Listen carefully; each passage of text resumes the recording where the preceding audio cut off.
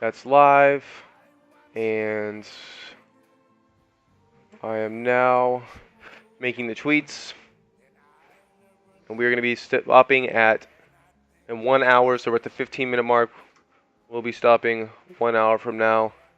Tweeted, posted.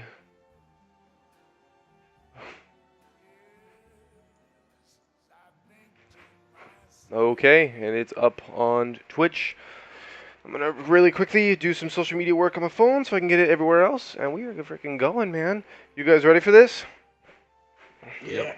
All right, sweet. So as soon as some people get in here, we're gonna start the introductions. I'm just gonna give it the maximum exposure to make sure that everyone has seen it that I know is gonna be in here, and then we'll proceed. So da da da da da da da da.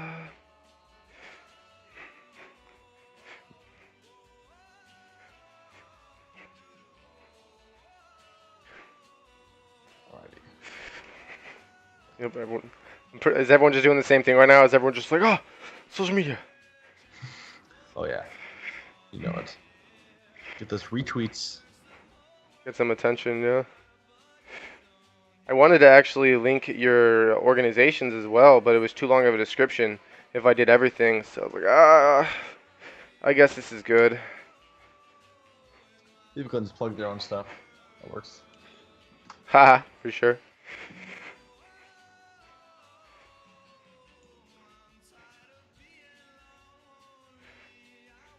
How's it going, everyone? We got 6 people in here so far.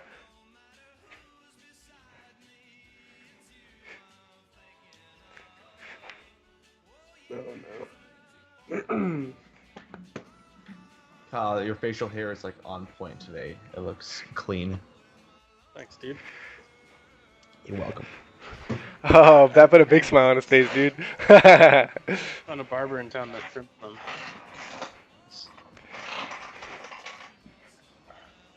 My phone was on the floor for some reason. Dude, why's your phone on the floor? Sure. Why'd you put it there, bro? My extension cord is next to my bed, so.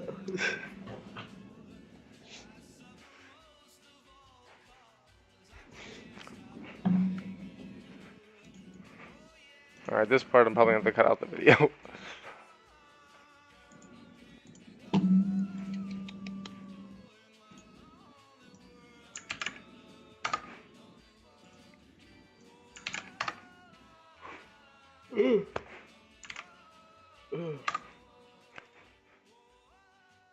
I'm sorry, I'm actually sending you to a few people. Alright. Okay, so let's actually start introductions now that we've given everyone a kind of a chance to know that the stream is live. What's up, Gravy OG? How you doing today, my man? So, welcome to the Omega Podcast. Basically, the idea here today is that we're going to be really focusing on organizations again. I know we've been kind of on that topic for a little while, but we have some really, really good people in today who I'm actually really excited to do this podcast with. In the top left corner, you have Entropy Kyle. Do you want to say anything, Kyle? Sorry, I know I just put you on the spot. I mean, okay. Yeah, I don't really have anything. Owner of Team Entropy, runs all the local streams in Montana, always does a really good job. The streams are super, super high quality. He actually just sent a couple guys to EVO, and from the looks of it, they did pretty well. I'm really excited to hear more about that. And I've seen you making really, really good quality posts on Facebook and Twitter. He's got like everything pretty much set up. He's got good apparel, good website. He's in a good spot. So excited to have him today. Anything you would add to that? Did I miss anything? No, I think you hit on about it. All right, awesome. Cool. In the bottom left, we have Snoop Society. This guy's like a prodigy. He's 15, currently one of the co-owners of Omega Gaming US, who were currently kind of we're friends, you could say. Not quite the same. But what else would you add to that, Snoop?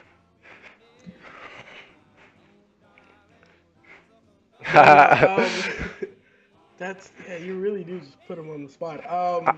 What? You knew I would like to say that I'm sorry if my voice sounds weird because I am a little sick. But how's it going, Nablo? Sorry. All right, and Natamore.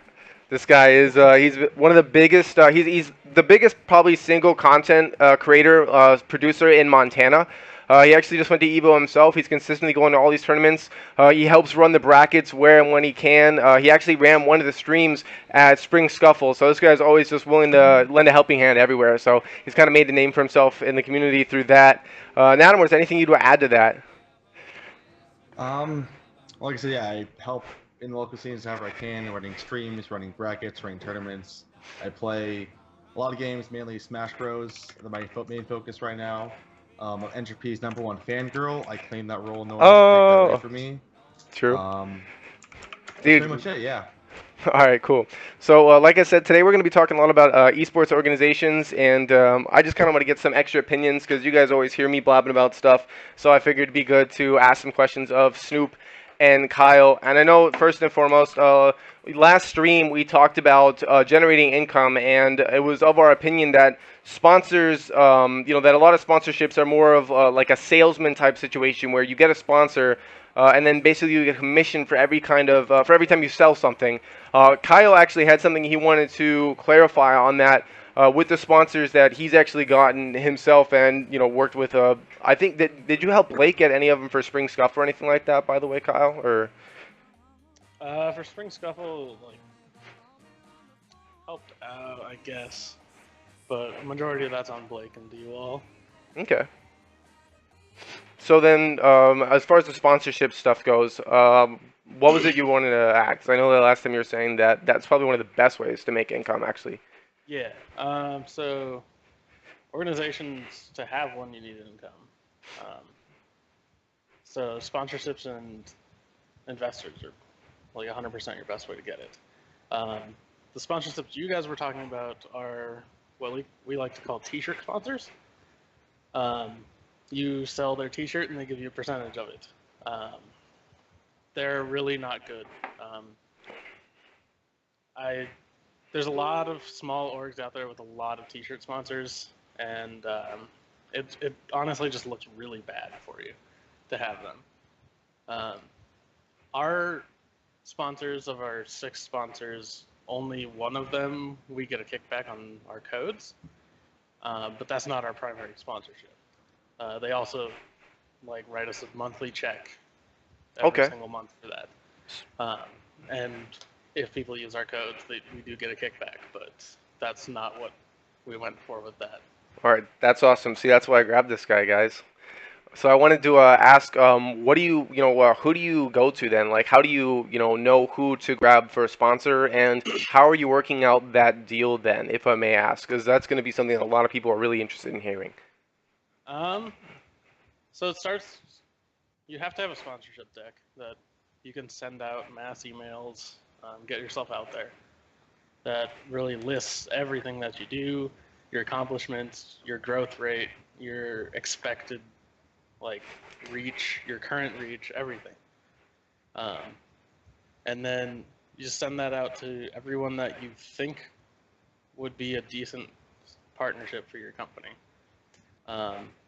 And you'll get a dozen emails back, and then you go through those, see what they're offering, see what you can do for them, and once you narrow it down to the ones that are actually sponsors that actually want to help you instead of you selling their t-shirts, then you can start negotiations and start into the back and forth on well, this is our current reach, but we're growing at 26% a month currently.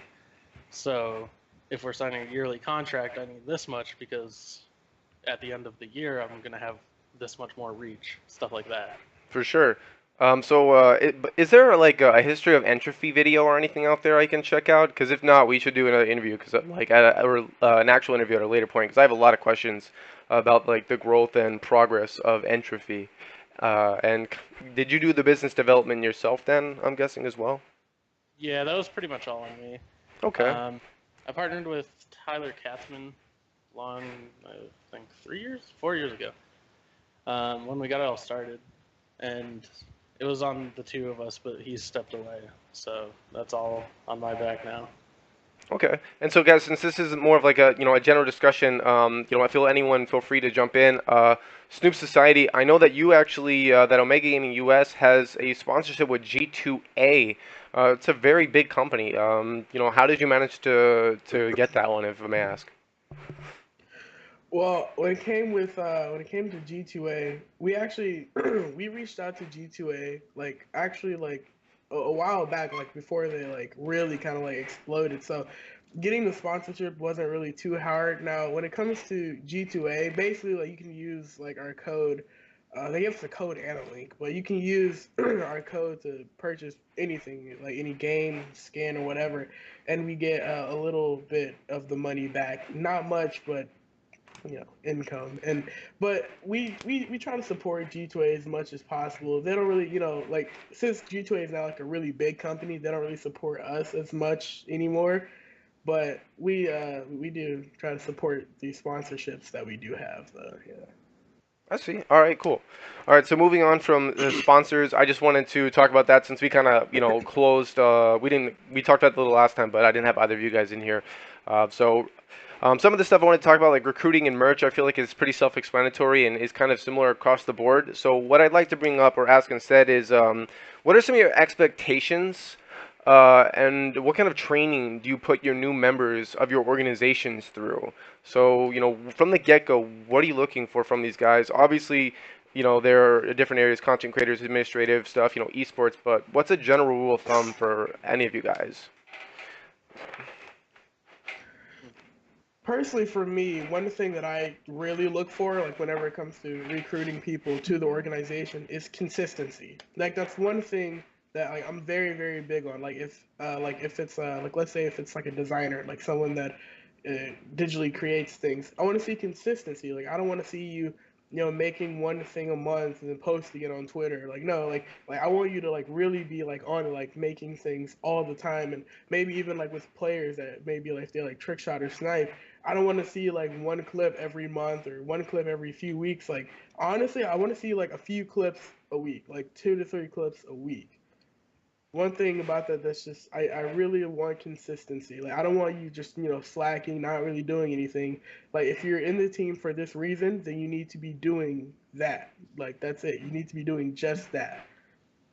Okay. Do you want to take a shot at that one? Um, Expectations and training. so training, I expect not to have to do. Um, Hey. I Entropy runs off of purely recruit only. We don't take applications or anything like that. So we find the people that we want, and if they're doing what we're expecting of people to do if they're on a team, then we'll approach that person. So I don't expect to really have to train anybody Okay. or really like I do the like, hey, you should post some more on Twitter or stuff like that. But as far as like play and their personality and everything, the reason that they're getting picked up is because they have that. I see. Okay. So for aspiring Entropy members, what are those expectations? What are you looking for? Currently, with where we're standing, national placements for our growth. Um, in the Northwest scene, we have a fairly big name now, so we're looking to expand that. So national placements in things like Evo and Combo Breaker, things like that. Um, and then bigger personalities. Like we got Daniel Pham now. He's exploding on Twitch, on Twitter, everything. Ammon, the Ka Master. He's one of the most well-known Smash players there is at the moment. Like you go Big to a big moves. tournament with Ka Master, and everybody says hi. Everybody loves him. It's things like that. Like that's what we look for on that. Okay.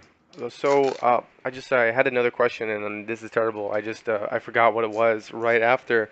Let's see if I can jog my memory real fast. Oh, excuse me. It was okay. So in the last podcast, I think you might have even seen. We had the discussion that it was kind of like winning and like entertainment, like that you have to bring value, that you have to win, and then beyond that, you have to bring something that is of just a really high quality in terms of content or entertainment. Would you agree with that then? Because it sounds like you're making, that it kind of falls exactly in those two like areas where. I don't harp on content very much. Um, content like YouTube, things like that, there's no money in it unless you're already big. So there's no reason to really harp on that. Um, I like to see like stage personalities. So when they're at these tournaments and on the stage, the thousands of people that are watching that stream and the thousands of people that are in the crowd for that tournament, they see that player and they make a memorable impact um, instead of posting YouTube videos for 50 views or something. Like, put your effort into the game and then get on the stage and make your impact there. Okay. That's You're gonna get so much more exposure out of that. I think that's a great answer. Okay, since we're kind of on this topic of, where we're saying that the most important thing, I guess, would be some kind of entertainment. I guess maybe not necessarily content, but the entertainment value of that person, and then the value of winning. You have to win because I mean, if you're not winning, you really can't say shit in a way. Would you agree with those two things, Snoop, or would you have a conflicting argument, or where are you as far as those two things go? Because I know you do sniping stuff and you produce montages. It's one of your specialties, actually. Um, Take it away, my man.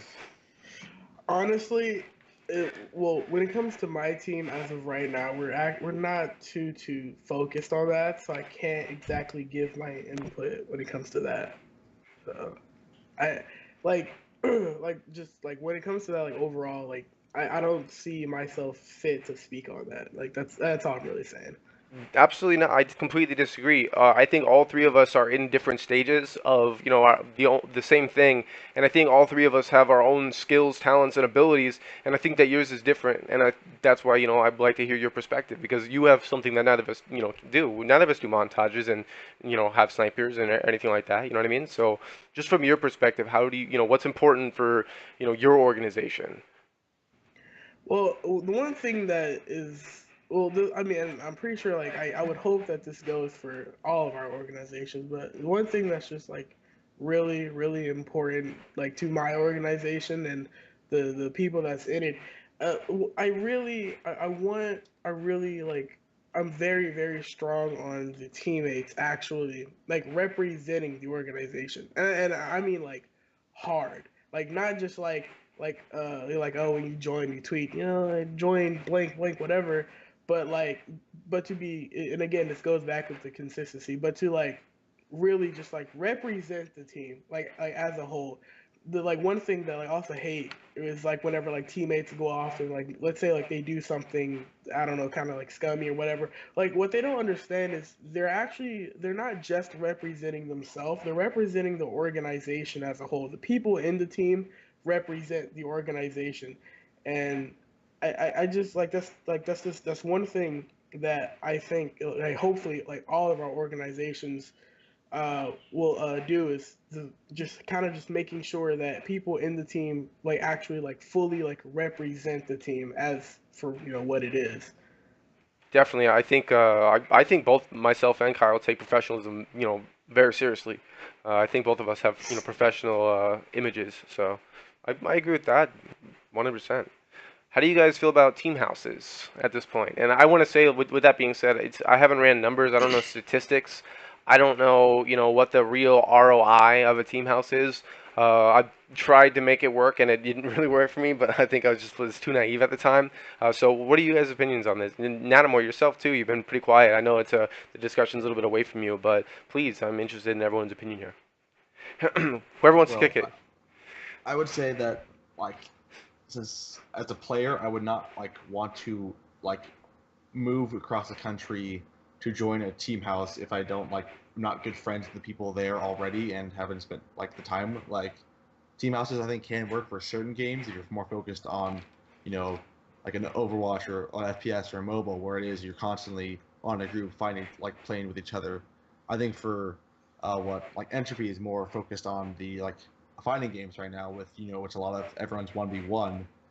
It would be a lot harder to work because you kind of set yourself in a scene at a time, and you can certainly move scenes, but if you like throw all your players into one scene, it kind of limits your growth capability. I would say. I mean, just from watching Entropy, what they did is they got people who kind of you kind of get little dots and they spread. which if you compact those guys into one spot, you kind of kill that ability to spread out. So it depends on what you are wanting to do. Team houses can work, like certainly for FPSs, but you have to be kind of like you have to be more focused on an online game. I think that you have to be on a team all the time together. So for me, I wouldn't want to be in a team house because I'm focused on like a 1v1 game. I wouldn't really want to be living with 5 other guys that I want to be always beating. So fair enough, fair enough. I want to bring the counterpoint though that there are team houses for fighting game teams. There's the Yomi team house, for example, which did they focus on NetherRealm Studios games, so games like Injustice 2 or Mortal Kombat. And I don't know how they're doing right now, but I know that it was really good for them for a little while. They were of course generally we see an upgrading content. They're excited for a little while. And they were placing well. I think that there were some internet issues because I mean you just can't have that many people streaming, but for the most part it seemed good. So wouldn't you like to have other people living in the same house with you that can you can practice or literally always bounce ideas off of, or literally always trying to get better. Have the same drive and dedication as yourself. I like them close to me, not necessarily always living with me. That's fair. All right. So, Snoop, Kyle, the same question to you guys. What is your current stance on team houses? Do either of you guys intend to ever, have one? What are your views on it right now? I think they're only viable on games like League of Legends, Counter Strike, Dota. Um, those games that are the big orgs are bringing in millions and millions. To have like a team house, the overhead is huge. You have to pay your players. You have to move them there. It's just not super feasible unless you have a team that's playing in tournaments that get 1 million views every week. Then if you don't have sponsors that are shelling out hundreds of thousands. The sponsors are a big part of it. Yeah, sorry, I'm just definitely are. Yeah. Like I think the overhead of a team house is way too much to even consider for if you don't have an org that's like TSM or the lower LCS teams, or if you're not in the international or Overwatch Cups, things like that. I don't think it's very feasible. Okay, I want to add something to that additionally then. Like I'm guessing all of us are of the belief that esports is going to continue to grow, right? We're all pretty confident that it's growing continually. Do you see yourself in the future? Do you see it being feasible for you? Do you think that at some point it could have value for you? And if so, what would that value be? Just to kind of flip it on you a little bit. If I were to get a team like into LTS or anything like that, I wouldn't do a team house necessarily. I would do probably a centralized like team office like Cloud9 does, where their players live by themselves away from the office, but all of their scrims and practice time is at the office. I think that's awesome. Having all of your players in one place living together every single day, there's going to be tension. It's going to cause issues. Yeah. I think Cloud9 did a really good job on the office thing. That sounds really awesome too. If I was a player in one of those games, you want to you're gonna have most of your life to go to that game, but not 100%. I don't think anyone could physically put 100% into one thing. So having when you go home to your own thing, be able to focus on the other 10-20% that you do other things sounds nice. So yeah, that's a cool idea. I like Cloud9 for that idea. For sure. Definitely. Yeah. I mean, that is good. I have thought about that. It would actually be. Really isn't that expensive necessarily either to have an office. I mean, office rent. You can get something pretty small, especially in Montana. Like you get a decent place for like $300 to $500 a month, and be able to fulfill the basic necessities of a gaming house as long as you were intelligently like rotating your players and so on and so forth. But yeah, it definitely. Snoop, did you want to add anything to this before we kind of move on? Because I have a little something I want to talk about. When it comes to team houses, I personally think that they're a very good idea. Now, there's a lot of pros and cons to the team, like to doing a team house. One of the cons I believe would be the costly issue of it. Like actually like getting the house and the rent, the water bill, electricity, and then like actually getting your players down to the team house.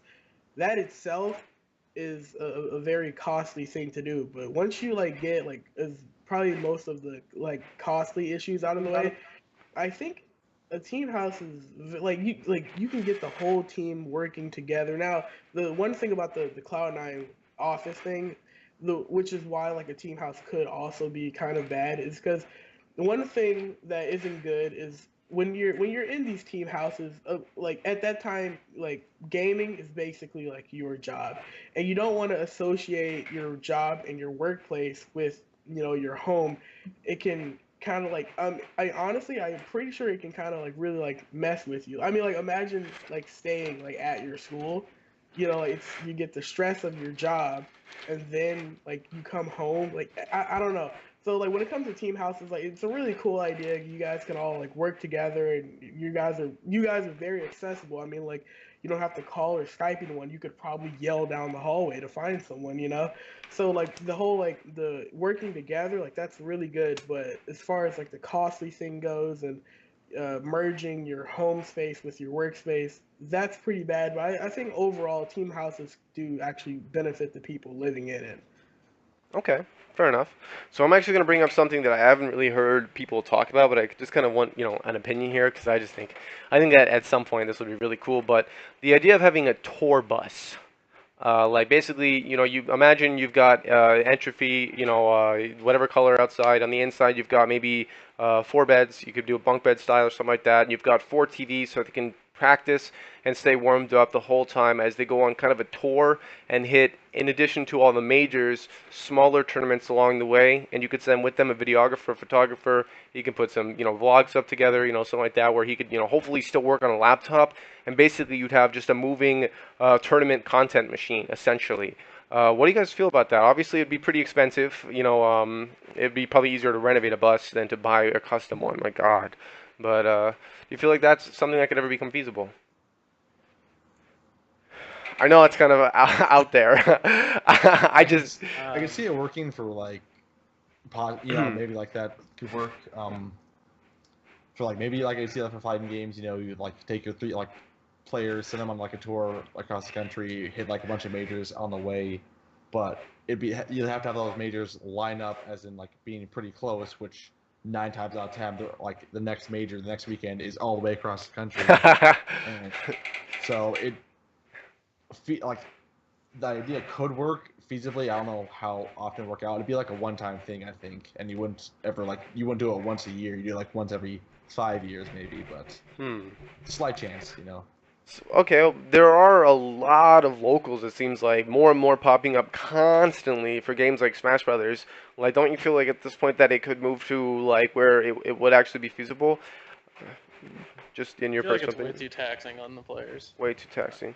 It would be hella taxing. Like, it's If you're their freaking traveling life. to Atlanta for Combo Breaker, the next tournament after that is what, NorCal Regionals in Sacramento, and then after that you got Combo Breaker up in Chicago. Like, True. All right, well then how about this? Just because like, not that I'm trying to, defend it, I just want to maximize it. What if you did it as like a summer tour, like a promotional thing? You're like, all right, we're gonna do a short tour, guys. Like, we've looked at it, and this is, a good time for the schedule. Like, you still think it could be like on and off a feasible thing? I mean, the return on investment would not be there. I don't think. Um, if you're renting a bus for thousands and thousands of dollars For sure. and sending them across the country, their first tournament's going to be pretty hype. Everyone's going to love it. Everyone's going to think it's a great idea. But the next tournament that's in 2 weeks, half the people know about it. Half the people care about it. Um, your players just drove across the country twice, so they're not going to place as well at the second tournament. It's I don't think it would be the greatest. Yeah, All and right. trying to think like how would this actually profit your organization. I mean, if you had like the idea of a videographer, I mean, could one video pay for the bus, the gas cost, the food cost of driving people across, like driving 10 hours a day, across the country like 6 times? I don't know if one video or even a video series could feasibly fund that. All right, so I guess it would depend a lot. I guess it would depend on like the sponsors and things like that, the other things you put in the bus. And so, I mean, the bus would be insanely expensive. So, like I said, I'm not necessarily trying to defend it. Only play the other side of the coin here. But I mean, let's see. I guess yeah. I mean, I guess it's I could not super possibly see feasible. it as like, as a team vacation idea. It's like, hey guys, we're gonna drive like up the California coast for like a What's up, 6 week contest? vacation, and then like like every night I kind of stop at a local and then just leave. That could possibly work, and that would be more as a team fun thing, not necessarily like a work thing. Making a team vacation. Fair enough. I mean, like we do see where some people literally travel all across the world and are still able to make the return through like TV shows and stuff like that. So maybe down the road, if esports becomes a big enough thing, I don't know if you guys know, but there's apparently Australia is getting a League of Legends reality show, TV show. So that's pretty cool. But all right. So let's see. The next thing I wanted to talk about, what was it? Oh my God. No way I just dropped this again. My mind is like not there today, guys. I don't know what's going on. I'm getting too into what everyone's saying. Let's see, not the tour bus, but the. Sorry, guys. I'm just tripping right now. Do you have any administrative guys right now with you, Kyle? And what are like key administrative positions within your organization that you feel like at your stage that are important to fill? And the same goes to you, Snoop. Executive positions. So we have a 4-man crew right now. That's all we run. I handle 99% of the business stuff. Of course. Then we have Dan that helps a lot with that.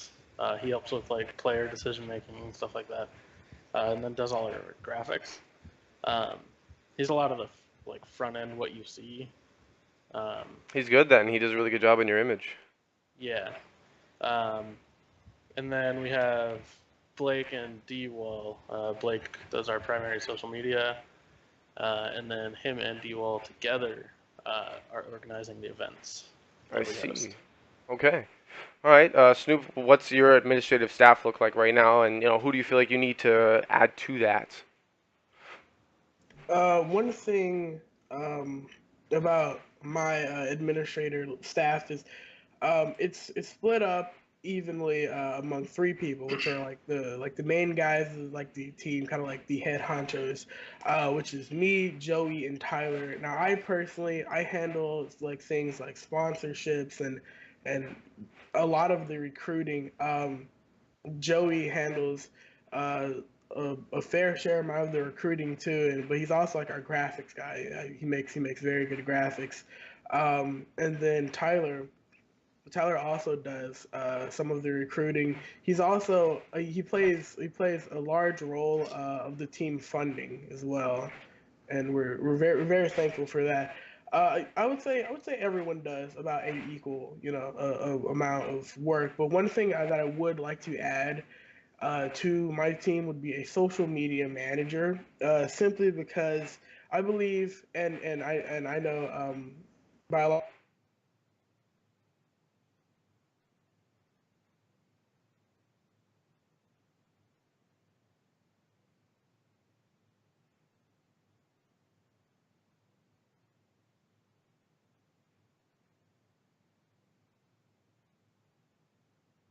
Okay.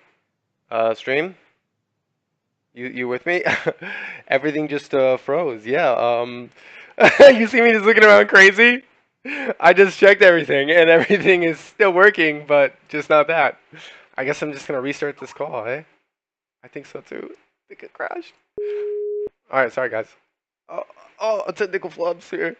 I was in the middle of, yeah, all right. I was looking around. I was like, what the fuck? All right, well, yeah. Laugh out loud. All right, reply to these guys. Let's get this conversation started. All right, so no, and all right, guys. I apologize. Stream. Rip, rip, rip. All right, Snoop, you there?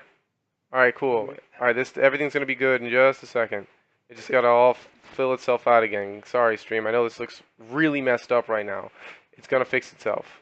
There we go. See, I told you what. All right, so I'm sorry about that, guys. Let's go ahead and move into the next question. I want to ask you guys your opinions on working locally, the development of local leagues, and land centers. And do you guys believe basically that there will eventually be local leagues? Where do you see land centers going? Do you think they're viable? Do you think there's an ROI right now? Whoever wants to take it. I know all of us have some experience here. At the moment, it's really small. I don't see like growing, especially in our scene. I don't think opening anything like that would be very financially viable. Um, in the bigger cities, I think more esports arenas should pop up. They're killing it. Wednesday night fights. They got Sunday Smash, or I think it's Sunday Smash. I forget what it is. I'm seeing Um, literally new stuff pop up all the time. So yeah, I'm right there with you. I agree. They seem to be killing it. What were you saying though? Sorry. those need to pop up everywhere. Like, if you can have a Wednesday night fights in every major city, like they need one in NorCal, they need one in Seattle, East Coast. We need New York to have one. Like they got NLBC there, but it's not huge. Um, things like that. Like I think in the major cities, these teams that have like a production crew and everything that can stream 5 nights a week, those need to start popping up more All because right. esports is killing it. They have like 90 people on staff or something. It's stupid. So Like, two things then I want to ask you then. So you do believe that there can one day be a type of local league, like a city to city or state to state league, is what I think you're saying. And number two, do you feel like land centers then need to take, they need to take social media very seriously? They need to be streaming and things like that then? I think they do personally. So I'm yeah, I asking think they you. should stream. I think they should all stream. Um, they should all step up their production as well. Like Yeah, I agree with they that. got they got Level Up running Wednesday night fights. It looks amazing. The building's amazing. The stream is awesome. They have like insane equipment and everything. Um, and they make they make so much money off their subscribers and their subs and their sponsors for their weekly tournaments, everything. It's You sound like maybe you should open one, man. You sound like you're getting a little bit more excited than you were with some of the other stuff you talked about. not Not in uh, Montana. No, I mean, for sure. not yet. Uh, I mean, like Kevin has been in business for over 5 years. I don't know if he's killing. I don't know what he's making or anything like that. But there's so much he could do to make that place like so freaking ridiculously nice. I feel like there's an unlimited number of ways. Maybe it's just because like this is our interest, this is our area. But man, like it would be fun. I think we're at a land center nonetheless. Snoop Society, same thing to you, man. Local leagues, land centers. Do you think we're gonna have local leagues one day? Land centers. What's your opinion? Do you think they can? Think they're good? Okay, I want to start with land centers. When it comes to land centers, is actually one like nearby my house, but Really land content. centers, I think honestly, like I see like there's more of them popping up, but there's still not enough of them. Like if I'm being honest, I think like we really do need a lot more land centers than we have. In like which is weird because I live in Dallas, Texas, and Hmm. like it seems like around my area they kind of jumped the gun on things like esports kind of quickly, and we haven't really gotten anything for that. Now when it comes to like local leagues, I am all for local leagues. Like there should be more local leagues than there are like pee wee football leagues in my area. I mean, like every area has a whole bunch of them and there's a whole bunch of teams, and it should be no different when it comes to esports. All right. So I guess that pretty much sums it up. Did you want to add anything, Adam, more to the land center local leagues thing, or should we move on to the next question? Yeah, I mean, I can see in larger cities when you have or at least in Montana, like it'd be hard to work in Montana because you think about like all our players for like all our fighting game players, Smash players, the ones who like do all these like traveling to events like that. Uh, it's hard. Like there's only maybe 100 of us in the state, and if you're gonna have like most of those land or centers do like a different event every like week or yeah, a different one every day of the week, or even still if they did one the same day every week, trying to get my thoughts together. But let's say you did like an event for like Street Fighter Monday, Smash Tuesday, Guilty Gear Wednesday. You'd have to have a ton of people nearby your area to come and support that every week. And Montana, there's not that population. We like people travel a couple hours to get to different towns, like in the weekends, and we get like maybe 20 people at tournaments. So the population up here is not nearly large enough, but in larger cities, it should be a lot easier to run. Okay, fair enough. So just one more thing on this before we change the topic. I just want to ask in a broad sense that since we're starting to see a little bit of a transition, as we've seen again and again from radio to TV, from TV to phone, and now it actually seems like the transition is going from video on the phone to podcast, as there's just so much content out there now, it's hard for people to consume so much that they've started listening to videos more without necessarily watching them. Do you think that we could see a move further and maybe move back to where we're doing LAN centers and wanting to play video games in person, or do you think that it's going to be more like VR stuff, or a mix of both? Just throwing it out there. For the games that we have, everybody that's competitive wants to meet up with people. So LAN centers are going to be huge. All right. Like, yeah, everyone wants to compete in person. Like, even with League of Legends, things like that, you want to go show up to a LAN and compete in person. It's 100 times more fun. So no matter what, you don't think the development of technology will ever hinder it, even VR and things like that? You think that it will be solid? Yeah. Just for everyone else? All right, that's fair. Okay. I mean, think about like you So go back to like arcade consoles for fighting games. Everyone went to a local arcade to compete, and then it got on like we play our home on systems online, but all the tournaments you still have a lot more successful tournaments you travel to versus online tournaments. So I think everyone's gonna still always want to travel and compete in person. I agree. Okay, that's fair. Because I mean, just to play the other side of the coin again, it is also possible, although I believe also unlikely, that because of technology and things like VR and whatnot make it easier to experience things, or to kind of be there, that maybe less people would end up going, or just because there's ends up seeing so many things going on in the future that maybe it becomes like, oh, I don't really have time to go to all these things. There's too much shit going on. I don't know, but I was just throwing the idea out there, kind of. Anyone else want to add anything to this before I move on? Yeah. Yeah, The way I I do. see. Okay, cool, Well, cool, no, cool. So there was a online Capcom Pro Tour qualifier today. It had like 1,000, or not even 1,000. I think it had like 500 entrants. The last Capcom Pro Tour in-person major had 2,500. Like, a lot of people would rather go to a tournament if it was in person. Um, they they see like the online play is it's not as competitive. You're just sitting at home, things like that. You're going to a tournament, you're meeting all these people. It's It's an experience. so much more engaging. True. A lot of people go for the experience over the actual like tournament too. Like people show up knowing that they're going to O2 at a tournament. Yeah, straight up. They'll still go because it's fun. That's fair. All right.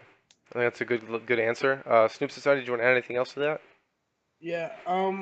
Okay. Honestly, like, all right. So when it comes to like online tournaments, like people always do those, but when it comes to like actually playing at like a LAN event, like yeah, like they're really fun. And like, well, like I mean, even for the people that's going to just like spectate, that they can be extremely fun. Yeah, there's events like Anaheim that do like so. And honestly, when it comes to Anaheim, a lot of people that go actually show up like less for the game itself, but more for the experience of actually being there. And for the people that actually like compete in LAN events, I'm sure there's nothing like like winning, standing up, looking your opponent dead in the eye, like face to face, and letting him know that you just got humiliated in front of all these people. No, but really, That's putting it like when it nicely. comes to no, but seriously though, like, when it comes to like LAN and like online stuff, obviously like LAN's like it's just the whole experience of it is 10 times better. Now when you were talking about that VR stuff, like honestly, like VR is VR in 2017 is a gimmick. I feel like VR could go somewhere like really big one day, but I feel like everyone really hopped on the VR train very early. I don't think. I mean, we have the technology, but there's not enough of it. VR should have waited a few years to try to come out, but as of now, VR is mainly just like a gimmick, honestly, if you ask me. All right, so I don't want to go crazy into, delve off into the discussion of VR necessarily, but I feel like the long-term, implications are crazy, and I could definitely see it definitely moving, becoming more popular. But I don't want to go crazy into that right now. That's for another Yeah. podcast, I think. I want to read something real fast that was said in the chat, and then we're going to move on to the next thing. It was a contest. He says he lives in Charlotte, and he's been talking a lot with Hastro at his business parties and stuff, and I guess he has it in his apartment. And he says he's getting ready to build an arena in Charlotte, North Carolina. Says it's going to be a multi-million arena equipped with a boot camp for players of MBS and main stage arena with seating for 10 to 20,000 people. But they said they're still working out the details and real estate for it. So something like that would be a major purchase that I know he would have to really, really, really extremely strongly consider the ROI on before making that kind of decision. I know he has a couple really successful teams. I think he bought like one of the best CS:GO teams like a while back. I don't know how they're doing now, but he's made some interesting decisions in the past. So if that's the case, good on him.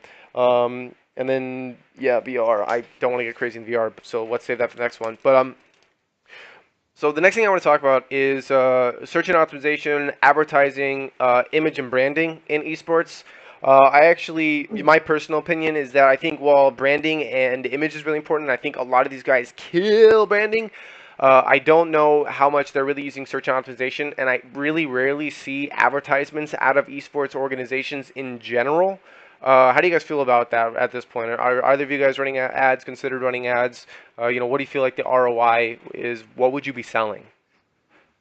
I've ran ads in the past, and we've run ads for things like Fall Brawl and Spring Scuffle even. Um, there's always people that you can reach with that ad. Like, there, you can rely on sharing and everything like that, but it's never gonna reach everybody. If you have like a Facebook ad going out, it goes to that demographic that you chose, no matter who they are. Um, so I think running ads is really good for growth. I've definitely done them in the past, and it's worked out. Okay. Are you doing any search and optimization at this point, or how do you feel about websites as well on the topic? Because websites at this point, they're not really as important as they used to be, in my opinion. What's your take on it? I don't think organizational websites are super important. Um, it's nice to have like a professional looking good website so people can be like, oh, they have a website, look at that, and go to it and get what you are and everything. But for every other piece of information, people are just going to use social media for it. That's true. So I think they're very important to have, but they're not like huge. You shouldn't really run ads for your website or anything like that, unless you have a plan to like start up something like solomid.net where they run guides and everything, and they're killing it off that. But if you're at the point of growth and still getting there, I think having a good website is important, but they're not huge. Okay. Fair enough. Snoop, would you want to add anything more to that? I think that was a really good answer. And I'm actually going to check out Team Solo Mid's website. I'm actually pretty interested in seeing it now because I've been through a lot of websites and haven't seen a lot of really good ones. So, all right, cool. Snoop, I'm sorry if I cut you off. Were you gonna say something? No, I think you summed it up quite well, actually. Okay, fair enough. So then I want to talk about image and branding a little bit then. Like I said, I feel like at this point, one of the best things every organization seems to really understand well is branding, and I want to kind of ask you guys what your take, what you kind of image you're trying to portray, what you're trying to put together with your personal branding, and basically what you want to come to mind when they see your logo. Either of you guys, take it away at this point. What have you done to, build your brand, build your image, and what are you trying to, get people to associate with that image? Um, for me, it's super important for me to like. I want to be the organization that doesn't screw over their players. Um, there's so many small organizations that screw over their players. Oh, And All right, can I just say I was a part of them when I played like there's Call of Duty so many Halo. small players that fuck over good orgs though, bro. I've been screwed. I'm sorry I cut you off, but I respect that. I just wanted to say at the same time. But finish what you're saying. A lot of small organization contract work is just it's you, it's extortion a lot of times. Um, these players, they're worth a lot more than they think they are, financially, and a lot of people get caught up in the hype of I just want to be on a team, and they're just getting screwed out of everything they could have. Like, I don't know if you've seen this team BV that popped up. They just signed like 200 players the first week. Holy shit. It's like they're not offering anything. There's no way they're offering anything. And some good players have signed with them, and to me it feels bad to see that happen. For sure, I know definitely. they're not getting anything out of it, and the team's going to be making money off of them, and they're not going to see anything. So that's where I want Entropy to be like. I want to be known as like that org that it's good to be on. They don't screw you over. It's like the goal, you know? That is super admirable. I want to ask, with that being said, then, what kind of relationship do you have with your players? Then, like, what kind of contracts are you working out with them? Like, how, what's good, what's even, what's fair in your eyes right now? Just to give everyone a more of an idea. It depends on the player. Every player is different. With our top end players, like we'll pay all their travel, we'll pay even their food at events, their Ubers, everything, because they're worth that to us. If we get them out to these events, it's good for them. They save $2,500 on this event because we covered that, and they get to go and they're getting the exposure for us. That's what we're paying for. If players like Danny Pham get on the stage and everything, that's super good for us. So he's worth it. It's worth us to spend $2,500 to send him out somewhere. And like Cawmaster, like all of the players we brought to Entropy or to Evo, that house that we rented and everything. All right. That was all like those players will, if we get them there, we'll get that back. So that's our way of like paying them. Like we spend thousands on travel and getting our players to as many tournaments as we can. I know what that's like. I've paid for teams to make it out to events, so definitely. Yeah, but a lot of teams will sign players and not cover anything. They'll be like, "Oh, you're going to this tournament. Slap our name in front of yours. Like, here's a T-shirt." True. Things like that, and I hate that. All right. Fair enough. I could see part of the reason why Kyle wanted to start an organization, wanted to do right by his players. Snoop, same question to you. It was originally image and branding. What is important for people to think when they see your logo? What are you doing to build that brand, to build that image, and just like we did right there. What kind of relationship do you have with your players at this point? What would be fair? When it comes to like imaging of the team and like first impressions, the one thing that like I really want people to see like the second that they see our team is professionality, not numbers like how big the team is or who's in it, but professionality like of the team as a whole is extremely important to me.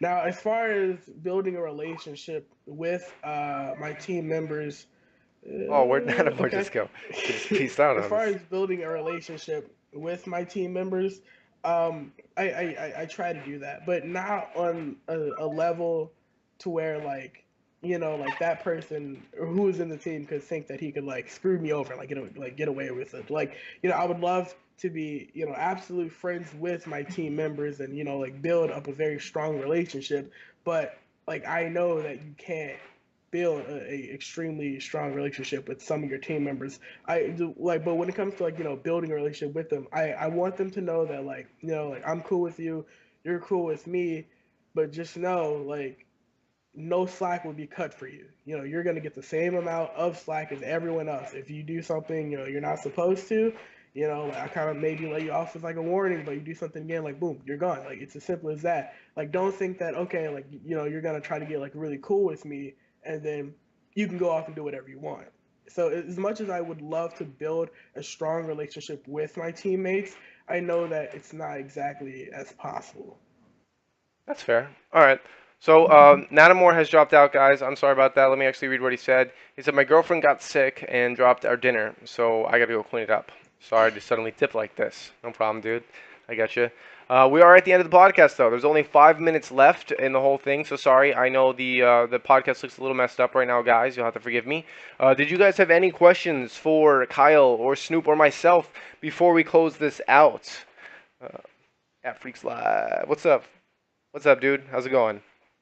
Any questions for Snoop or Kyle before we close this out? And I want to say, as far as branding goes, I'll kind of give my own answer to this. I think what really important to me is quality. Quality, community, personality are like the main things I've like really kind of pushed to try and be known for. Quality because I want to have the best products. I want to have really high production value. I want everything to be from us to be just good, and I want you to believe it is good. I want you to believe in the information and what we're trying to put out there. Personality, and then I want you to think of great names. I want you to think of great people who are associated with the organization. And community, and that I want to help build communities, work with people, work with local scenes, help build stuff like that. I want you guys to know that we have an impact there. So, what do you see in your members?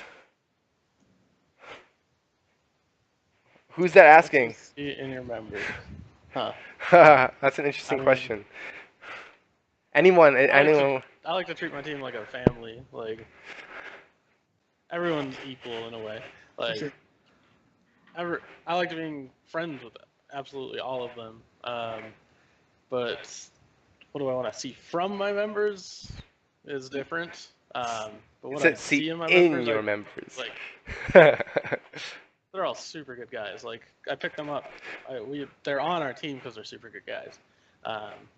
We find these people that kind of match what our team is, and we kind of bring them in, and it's a really tight knit group once you're into it. And that's what I like to see. All right, Snoop, did you want to answer that question? All right, freaks. What I see in my personal team members, I'm not gonna lie, when it comes to my team members, it's not exactly what I see in all of them. It's probably like a select, amount of people that I, I guess see. And when it comes to some teammates, like you might not really like see much in them. Like you see like okay, yeah, like they're doing their job, they're doing what they're supposed to be doing, they're helping out, but it's not like you really, like see into, like I don't know, it's really weird. But then there's some teammates that like. Oh, yeah, I'm not gonna lie. There have been a lot of teammates that have inspired me to at least make an attempt to do my job better. Like there's been people in the team who like made like they didn't have like they probably didn't have like a lead position or anything like that. Like they were just a regular teammate doing their job. And whenever like I don't know, I guess I wasn't feeling it, which happens in some of these organizations. Like you've been working with it for so long, and then a down point of the team would come up, and you're not really feeling it anymore. And then just almost like a random person, not random, but just one of the regular team members will come talk to you about it, and they can be completely inspiring to get to make you to get back up and try this again. And so only like I can't really see into like a lot of players or a lot of people in my team, but like there are some people in every organization that I believe are truly special and a valuable member to that team. All right, so we got a couple questions, so we're going to have to make these questions a little faster. So I'm going to quickly give my answer to that question. What do you see in your members? Every single person I pick up, I see great things in. Before I've even gotten to the point of picking them up, I've seen that they're consistent, that they want this, and from there, really, I just try to, set a good expectation, and then, as oftentimes as possible, engage with that person, play games with that person, CS:GO and stuff like that, and build a relationship so that we can all, be friends. So I want to jump into the next question. Just kind of I wanted to say this was pretty funny. It was young Suzuki asked when we're picking up more Mario Kart players. Yes, sir. We already have the best Mario Kart player in the world, Young Oh, Suzuki. So, there you go. All right. So, what's your favorite part about owning a team? Ask Freaks Live. So, favorite things. Let's keep the answers pretty short, guys. What's your favorite thing?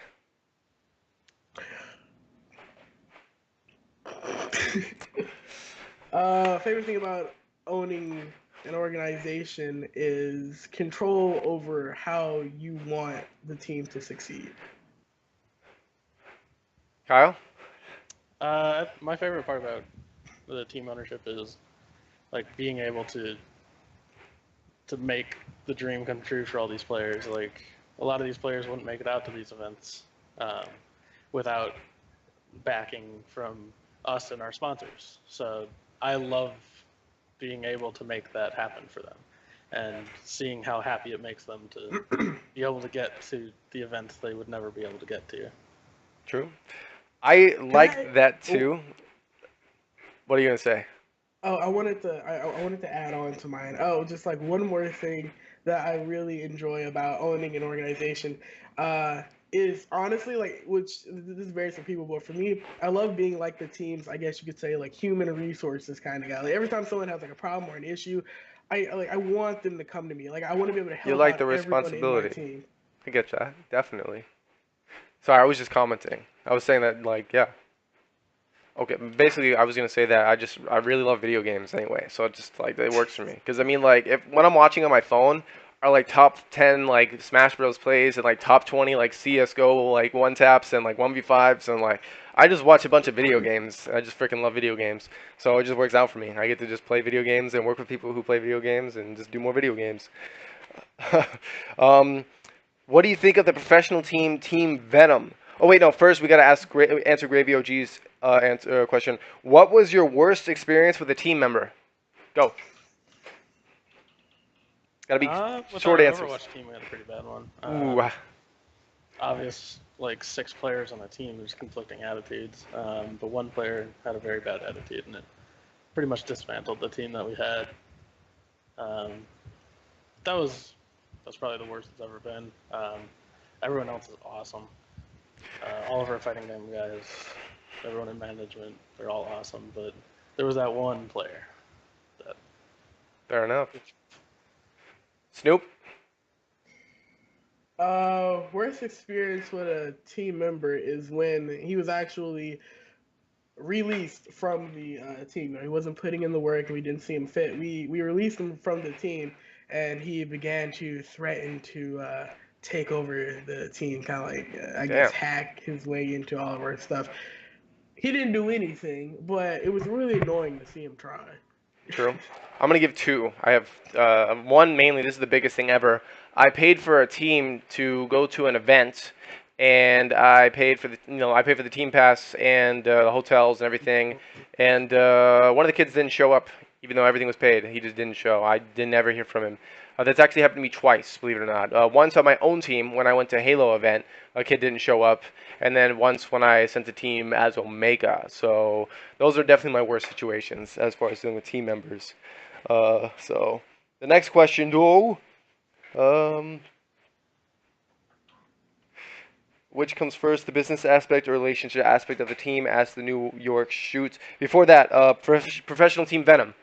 What do you think of them? I've never heard of them personally. I've never heard of them. Ah, damn! I hope that guy doesn't hate us. Yeah. I'll have to check him out. Which comes first, the business aspect or relationship aspect of the team? For me, it's definitely got to be the business aspect because you got to make money. I'm in a position where I have to. So, Kyle, Snoop. I think they're equal. If everybody's not happy, nothing's gonna work, and then your business is gonna fail. So you have to have a happy balance of it both. That's fair. Yeah, I agree with Kyle. It's got to be Okay. balanced. So, But the business is just a little bit more important, though.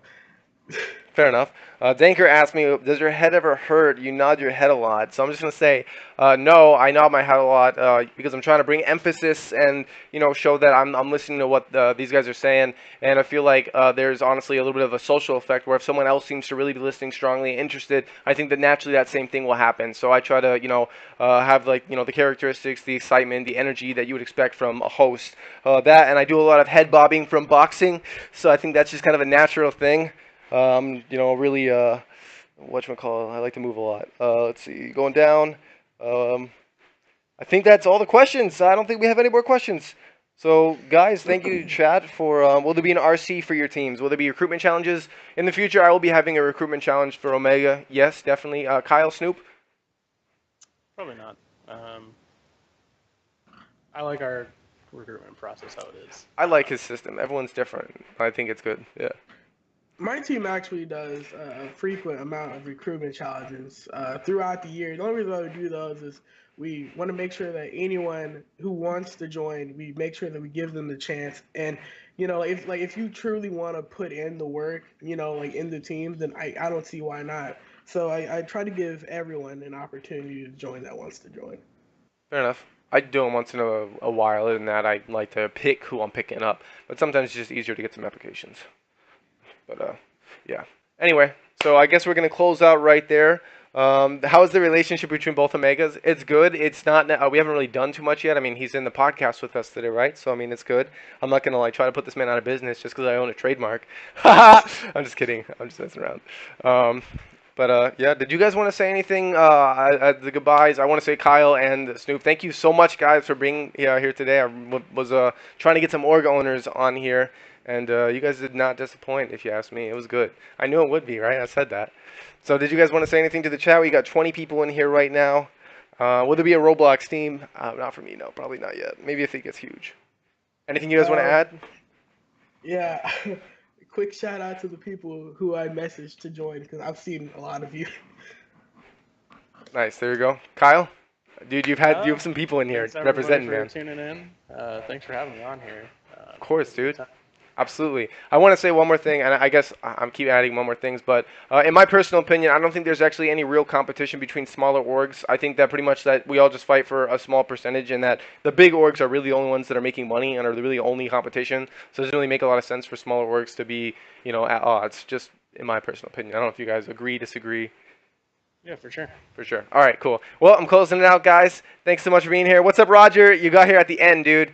So I'm closing this. Take care, guys. Till next time, thanks for viewing. Thanks for watching. It'll be up tomorrow in case you missed it. Peace.